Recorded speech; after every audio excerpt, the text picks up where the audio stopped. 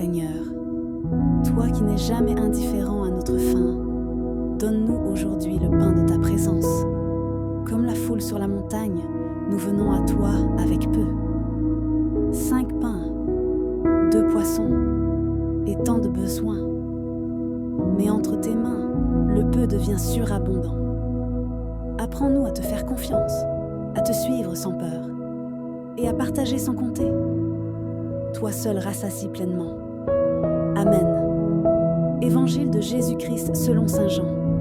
En ce temps-là, Jésus passa de l'autre côté de la mer de Galilée, le lac de Tibériade.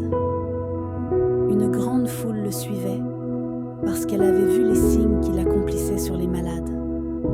Jésus gravit la montagne, et là, il était assis avec ses disciples. Or, la Pâque, la fête des Juifs, était proche. Jésus leva les yeux et vit qu'une foule nombreuse venait à lui. Il dit à Philippe, « Où pourrions-nous acheter du pain pour qu'ils aient à manger ?»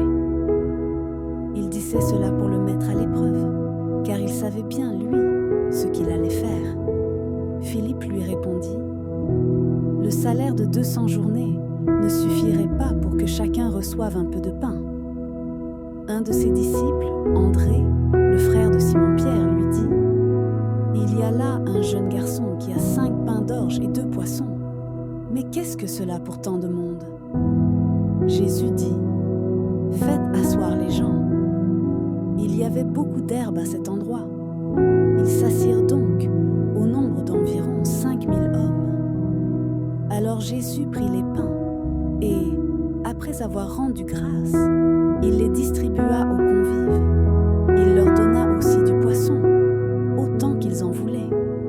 Quand ils eurent mangé à leur faim, il dit à ses disciples, « Rassemblez les morceaux en surplus pour que rien ne se perde. » Ils les rassemblèrent et ils remplirent 12 paniers avec les morceaux des 5 pains d'orge, restés en surplus pour ceux qui prenaient cette nourriture. À la vue du signe que Jésus avait accompli, les gens disaient, « C'est vraiment lui le prophète annoncé, celui qui vient dans le monde. » Mais Jésus savait qu'ils allaient venir l'enlever pour faire de lui leur roi. Alors de nouveau, il se retira dans la montagne, lui seul.